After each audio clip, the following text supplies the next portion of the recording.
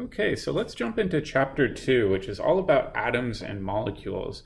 And I wanted to begin by just taking a quick look at the periodic table. Most of you are probably familiar with seeing this in some sort of classroom or textbook as you've grown up. And what you may have noticed is that there's a huge number of these little symbols in here. So let's just pick one of them. I'm going to pick on this one right here. So that's O with a little 8 above it. So in this case, what the O stands for is oxygen, which kind of makes sense. So if you think about H2O, we have hydrogen over here that is bonded to oxygen. And so we abbreviate the hydrogen and oxygen by just saying H and O. Makes our lives a lot easier as chemists. However, there are some kind of odd ones that stand out to me. And one I did want to pick on right here is right here, Na. So Na stands for sodium. And you might be thinking, why is sodium given the elemental symbol Na? And it actually has to do with the Latin word for sodium, which was natrium. And so oftentimes the symbols that we see in the periodic table aren't just reflections of their name in English, but rather their Latin names. So in particular, we've got a few others. We've got ones like K down here. Let me choose a different color for this one. K right here. This is potassium. And again, you're probably thinking, well, potassium, there's no K in potassium. Why the heck are they naming it elemental symbol K? Well, it actually, again, has to do with its Latin name, which is kalium.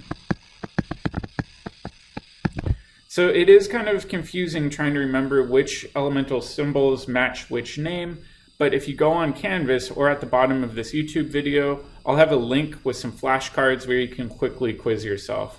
Most of them are pretty easy to remember, but some of them are a little tricky, like potassium and sodium, so you might want to spend a little time looking at that. The other thing I did want to note is the importance of capitalization here. So if you notice, elemental symbols are either one letter or two letters long, but the first letter is always capitalized. You never leave the first letter uncapitalized. Furthermore, the second letter is never capitalized. So if we look at something like iron right here, the first F is capital. Oh, can't spell today. So capitalize first letter.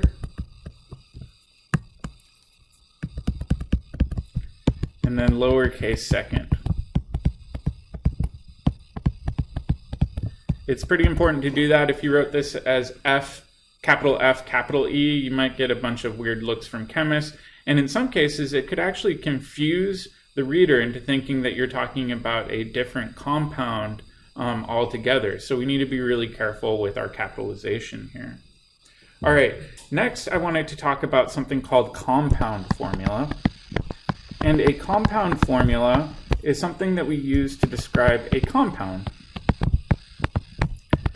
And these are pretty easy, and in fact, I talked about an example briefly, but it's made up of the elemental symbols for that compound. So let's make a little note here. So it's made up of the elemental symbols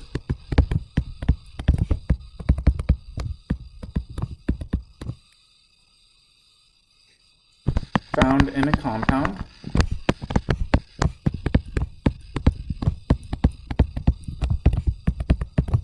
If more than one element, if more than one atom of an element is present, then we use subscripts.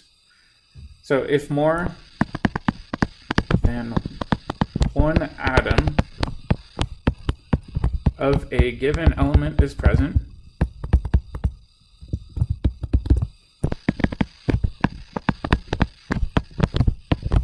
use a subscript.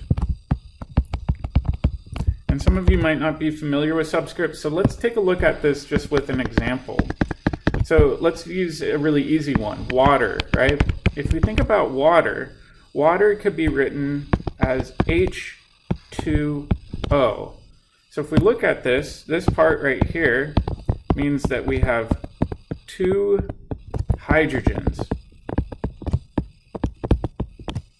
And then over here, we've got this O right here, which just indicates that we must have one oxygen.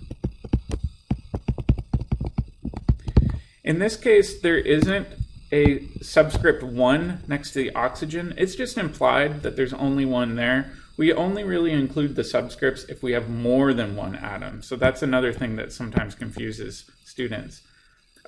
If we look at this, this would be what is called the molecular formula. So let's just write this down. This is our molecular formula. Would be H2O. If we think about our structural formula,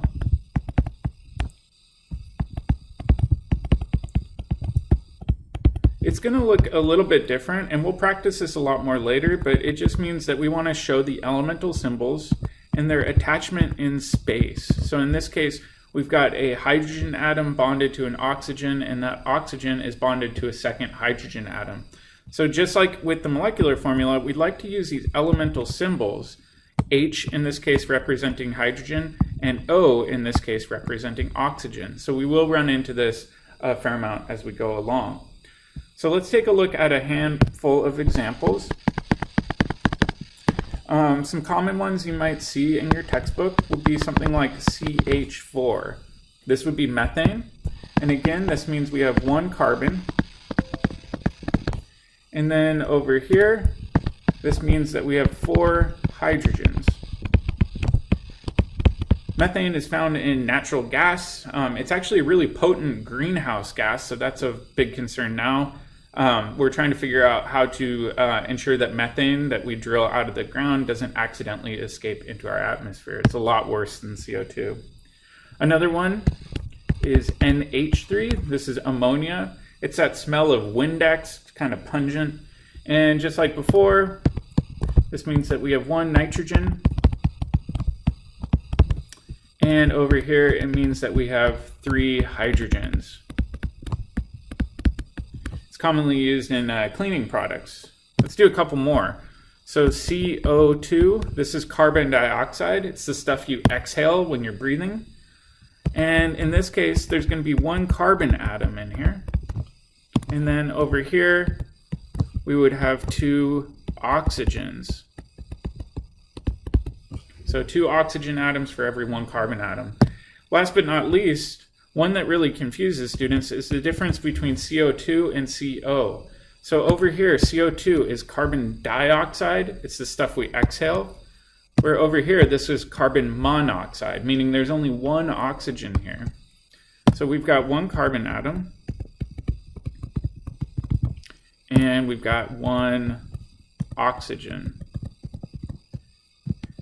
You may have heard of carbon monoxide. In fact, you should have a carbon monoxide detector in your house. It's a gas that can be formed primarily from your furnace if it's malfunctioning. But the difference is if you accidentally have this floating around in your home, you won't actually smell it. You won't feel it. Instead, you'll just kind of get sleepy, pass out, and potentially even worse, die. Where CO2, you get that feeling like you're holding your breath. You get that achy, muscly fatigue like you've just run a million miles. CO just makes you sleepy. That's why it's really important to have carbon monoxide detectors in your house. All right, enough of my PSA. Hopefully this makes sense. But if you have any questions, let me know.